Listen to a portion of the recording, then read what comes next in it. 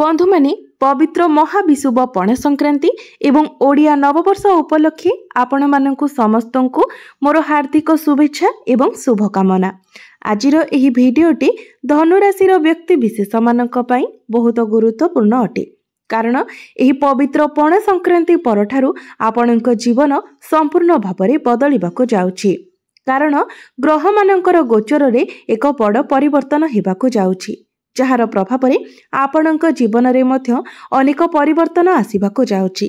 तो आपण माने जानती 29 मार्च ठारू शनि निजर राशि परिवर्तन करि सारिछंती, जहा फल रे आपणक राशि रे शनि अढेईर आरंभ होई सारिछि। एहा व्यतीत पणा संक्रांति दिन सूर्य महाग्रह मध्य निजर राशि परिवर्तन करिवे। तो ए सब प्रभाव रे आपणक जीवन रे कोन सबु परिवर्तन हेबो, आपणकर स्वास्थ्य, शिक्षा, प्रेम जीवन, वैवाहिक जीवन, भाग्य, क्यारियर एवं व्यापार वाणिज्यर स्थिति एही पवित्र पणा संक्रांति परे किपरि रहिबो से विषय रे आजिर एही भिडियो रे आमे माने विस्तार भाबरे आलोचना करिबा। सेथिपई आपण माने भिडियोटी को स्किप न करी शेष पर्यंत निश्चय देखंतु एवं आपणकर जदि धनुराशि होइथाय तो भिडियोटी को लाइक करी चैनल टी को सब्सक्राइब करि दियंतु। कमेंट बॉक्स रे भक्ति एवं श्रद्धार सहित जय श्री जगन्नाथ निश्चय लिखंतु। तो बंधु माने आसंतु आरंभ करिबा आजिर एही कार्यक्रम को, जहाकी जन्म राशि चंद्र राशि उपरे आधारित अटे। तेबे राशि चक्रर 12 गोटी राशि मध्यरु नवम राशि हेउछि धनु राशि। तो बंधु माने सर्वप्रथमे आसंतु जानि नेबा आपणकर स्वास्थ्य किपरि रहिबो एही पवित्र पणा संक्रांति परे। तो कुंडलीर प्रथम भावटी होइथाय आपणकर स्वास्थ्यर भाव, इम्युनिटी सिस्टम रो भाव एवं आपणकर प्रथम भावर अधिपति हेउछन्ति देवगुरु बृहस्पति। तो गुरु आपणकर षष्ठ भावरे विराजमान अछन्ति। मात्र 15 मई को गुरु निजर राशि परिवर्तन करी आपणकर सप्तम भाव को चलन करिवे। तेबे गुरु जे पर्यंत आपणकर षष्ठ भावरे रहिबे, liver, digestion, diabetes, infection, allergy एभली किछि समस्या देखा देई पारे। तो आपण निजर खाद्यपेय प्रति सतर्क रुहंतु। आपण हेल्दी फूड खांतु, बाहरर फूड को संपूर्ण भावरे आपण अवॉइड करंतु। ऑयली फूड, जंक फूड ए सब ठारू दूरे रुहंतु। जदि आपण हेल्दी फूड खांती तो ए सब ठारू आपण दूरे रहि पारिबे। ए सब समस्या आपणकर देखा देबो नाही। तेनु खाद्यपेय प्रति आपण सतर्क रुहंतु।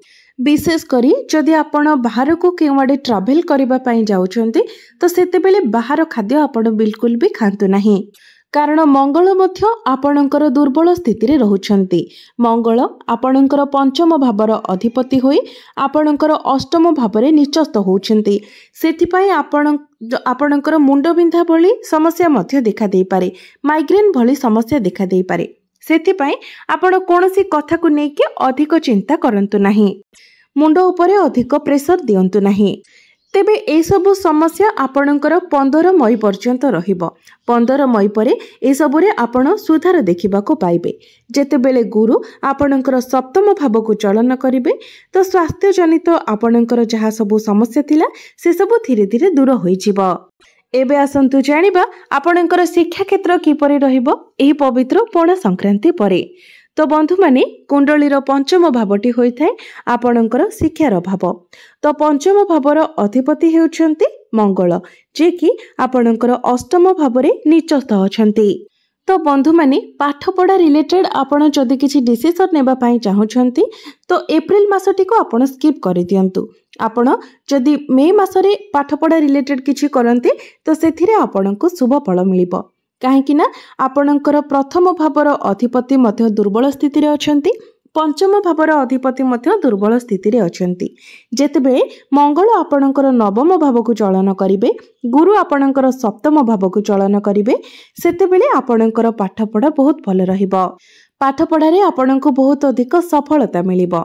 सेतेबेले जदि आपण पाठ पढ़ा रिलेटेड किछि डिसिजन नियंती, किछि कार्य करंती तो सेथिरे आपणको शीघ्र ही सफलता मिलिबो। तो पणा संक्रांति परे जदि आपणकर किछि एग्जाम अछि तो एग्जाम आपणकर 60% भल रहिबो। आ जो 40% रहिला तो आपणकर माइंड डाइवर्ट रहिबो। तो आपण निजर मन को कंट्रोल करंतु एवं एथिपाई किछि उपाय मध्य आपण निश्चित भाबरे करंतु। तेबे उपाय गुड़िक आमे वीडियो शेष रे जानिबा।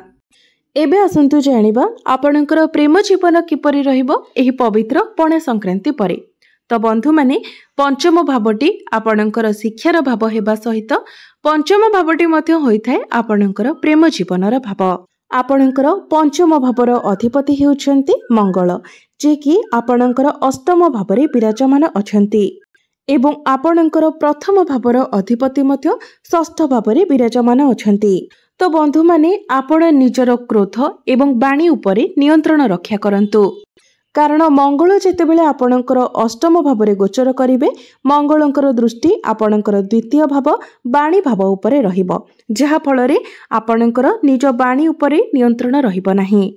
शनिकर दृष्टि मध्य आपणकर प्रथम भाव उपरको रहिबो, जहा फलरे आपणक मध्यरे जिद्दी स्वभाव आसीबो एवं मंगलंकर दृष्टि द्वितीय भावरे रहिबा कारणरु आपणकर निज वाणी उपरे नियंत्रण रहिबो नाही, जहा फलरे आपणक जोगु ही आपणकर प्रेम जीवन रे समस्या सृष्टि हेबो। सबु किछि ठीक चलिथिबो, अचानक आपणक मध्यरे मिसअंडरस्टैंडिंग आसीबो। हठात करी छोट छोट कथा आपणक मध्यरे बड़ धरणर झगड़ा सृष्टि करिदेबो। एहा व्यतीत प्रेमर कारक ग्रह शुक्रंक सहित राहु थिबा हेतु आपणक मनरे शंका एवं डाउट मध्य आसीबो। तो आपणको आपणक क्रोध उपरे आपणकर वाणी उपरे नियंत्रण रक्षा करिबार अछि, नचेत आपणक पई ही आपणक प्रेम जीवन रे समस्या सृष्टि हेबो। एबे आसंतु जानिबा आपणकर वैवाहिक जीवन किपरि रहिबो एही पवित्र पणा संक्रांति परे। तो बंधु माने कुंडलीर सप्तम भावटी होइथाय आपणक वैवाहिक जीवनर भाव, आपणक जीवन साथीर भाव। आपणक सप्तम भावर अधिपति हेउछन्ति बुध, जे कि आपणकर चतुर्थ भावरे केंद्र रे विराजमान अछन्ति। तो बुध राहु एवं शनिक सहित मध्य विराजमान अछन्ति, जहा फलरे आपण किंबा आपणकर जीवन साथी टिके बिजी स्केड्यूल मध्यरे रहि पारंती, किंतु वैवाहिक जीवन आपणकर बहुत भल रहिबो। आपण दुई जण मिसी कोनोसी प्लानिंग करि पारंती, कोनोसी पार्टनरशिप पाई आपण प्लानिंग करि पारंती, किंबा केवाडे बुली जिबाको मध्य आपण दुई जण मिसी प्लानिंग करि पारंती, किंबा आपण फैमिली प्लानिंग मध्य करि पारंती एवं ताहा आपणक पई सक्सेसफुल मध्य रहिबो। तो पणा संक्रांति परे वैवाहिक जीवन आपणकर बहुत भल रहिबो। एबे आसंतु जानिबा सबुठारु गुरुत्वपूर्ण विषय वस्तु आपणकर भाग्य, कैरियर एवं व्यापार वाणिज्यर स्थिति किपरि रहिबो एही पवित्र पणा संक्रांति परे। तो बंधु माने कुंडलीर नवम भावटी होइथाय आपणकर भाग्यर भाव। आपणकर नवम भावर अधिपति हेउछन्ति सूर्य। तो एही पणा संक्रांति ठारू सूर्य आपणकर पंचम भावरे गोचर करिवे एवं पंचम भावरे सूर्य उच्चस्थ रहिबे।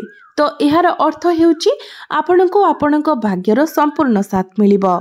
तो भाग्य जेहेतु आपणकर साथ देबो, आपणको निश्चित भावरे प्रत्येक क्षेत्र रे सफलता मिलिबो। तो एही पणा संक्रांति परे जदि आपण कोनोसी बड़ कार्यर आरंभ करंती, किछि बड़ इन्वेस्टमेंट करंती, आपण कोनोसी बड़ जिनिस किणाकिणी करंती, आपण कोनोसी मीटिंग किंबा डील करंती, तो प्रत्येक क्षेत्र रे आपणको सफलता मिलिबो, कारण आपणकर भाग्य भावर स्वामी नवम स्थान ठारू नवम स्थान रे गोचर करिवे। भवात भवम सूत्र अनुसार एहाको अत्यंत शुभ बोली माना जायथाय। 14 अप्रैल रु 14 मई पर्यंत आपणकर भाग्य बहुत भल रहिबो। सरकारी क्षेत्ररू आपण लाभान्वित हेबे।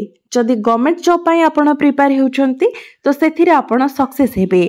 जदि आपण कोनोसी शुभ मांगलिक कार्य करबाकू चाहछन्ती तो ता मध्य आपण करि पारिबे। बंधु माने सूर्य जेतेबेले कुंडली रे उच्चस्थ थांती तो सेतेबेले व्यक्ति को समाज रे मान सम्मान जस एवं प्रतिष्ठा प्राप्ति होइथाय, अचीवमेंट्स मिलिथाय, लोक माने हमर प्रशंसा करिथांती।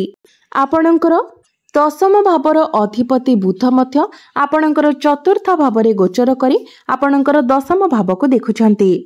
शुक्र, शनि एवं राहुंकर दृष्टि मध्य आपणकर दशम भाव उपर को रहुछि, जहा फलरे आपण टिके मुडी स्वभावर रहिबे।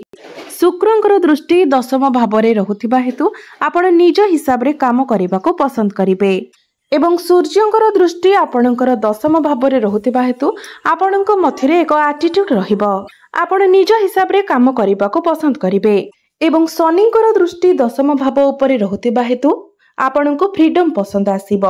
आपणको केही सहाय्य करू ताहा आपण चाहेबेनी, आपण निजे निजे सब काम करिबाको पसंद करिबे, किंतु आपण अन्य मानकर सहाय्य करिबे।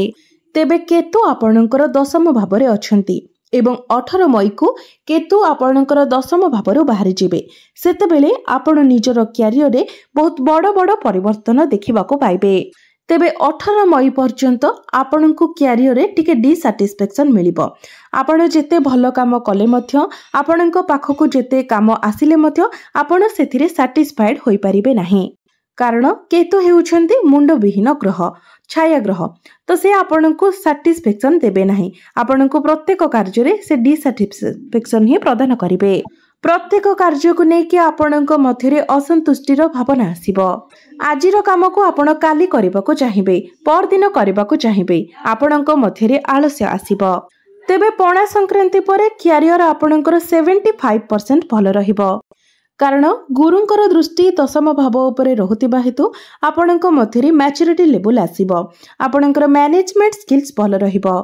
एहा व्यतीत सूर्य उच्चस्थ थिबा हेतु आपणकु चाकरी क्षेत्र रे सफलता मिलिबो एवं जेउमानक निकटरे कोनोसी चाकरी नाही सेमानकु चाकरी मिलिबार मध्य बहुत अधिक संभावना रहुची।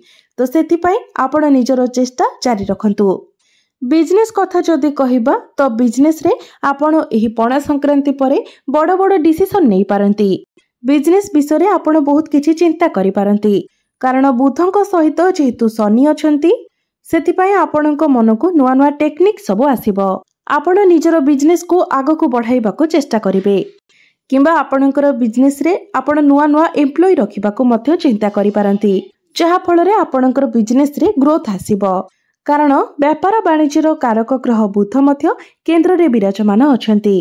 तेबे राहु मध्य बुधंक सहित थिबा हेतु आपणक मन रे कन्फ्यूजन आसीबो, सेतिपई आपण प्रतिकार अवश्य करंतु।